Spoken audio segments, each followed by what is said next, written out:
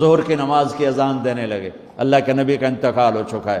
جب اشہد ان محمد پر پہنچے تو روتے روتے روتے آواز بند ہو گئی، اور جلدی سے اذان پوری کر کے نیچے آئے، کہا آج کے بعد قسم اٹھاتا ہوں اذان نہیں دوں گا، میرا نبی نہیں ہے تو اذان بھی نہیں ہے۔ اور حضرت ابو بکر سے اجازت لے کر جب وہ خلیفہ بن گئے، جہاد پہ چلے گئے، 6 مہینے تک آئے نہیں۔ لاکھوں صحابہ جہاد میں گئے، کسی کو میرے نبی خواب میں نہیں آئے، صرف بلال کو آئے۔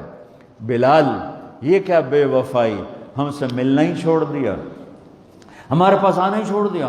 آنکھ کھلی تو ان کو یوں لگا جیسے اللہ کے نبی زندہ بلا رہے ہیں، یا رسول اللہ میں آ گیا، یا رسول اللہ میں آ گیا، اور اسی وقت اونٹنی کو بھگایا۔ 21 دن کا سفر، 21 دن کا سفر 7 دن میں کیا، 7 دن صرف نماز اور پیشاب کے لیے اترتے تھے اور بھگاتے بھگاتے بھگاتے۔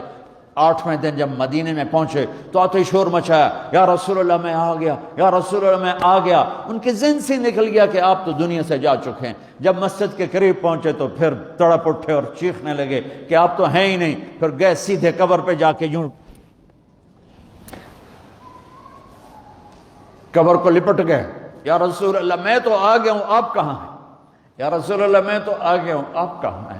یا رسول اللہ میں تو آ گیا ہوں، آپ کہاں ہیں؟ بے قراری میں روئے جا رہے، میں تو آ گیا ہوں، آپ کہاں ہیں؟ میں تو آ گیا ہوں، آپ کہاں ہیں؟ نماز کا وقت داخل ہو گیا۔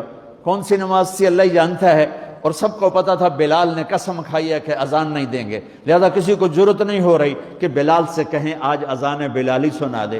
تو چند صحابہ کو خیال آیا کہ نبی کے نواسوں کو سفارشی بناتے ہیں، حسنین، آپ نے فرمایا میری آنکھوں کی ٹھنڈک حسن اور حسین، میرے جنت کے پھول حسن اور حسین۔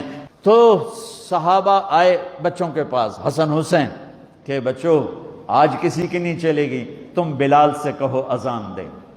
تو یہ دونوں ننھے منھے بھائی، حسن 7 سال کے، حسین 6 سال کے، 10 مہینے کا فرق تھا دونوں بھائیوں۔ چچا ایک درخواست، کہ میرے ماں باپ آپ پہ قربان، آپ درخواست کیوں کہہ رہے ہیں؟ آپ امر کریں، آپ حکم کریں۔ کہنے لگے جیسے آپ ہمارے نانا کے لیے اذان دیتے تھے آج ہمارے لیے دے دو۔ تو ایک دم وہ رونے لگے بلال، کہ ہائے میرے بچوں، میں نے قسم اٹھائی تھی کہ میں اللہ کے نبی کے بعد کبھی اذان نہیں دوں گا، لیکن تم پہ تو ہزاروں قسمیں قربان ہیں، میں اپنی قسم توڑتا ہوں اور اذان دیتا ہوں۔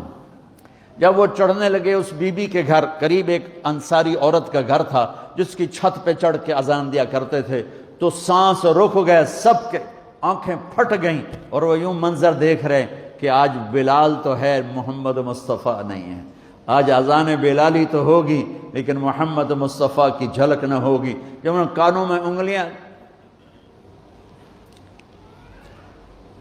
جب انہوں نے اللہ اکبر کہا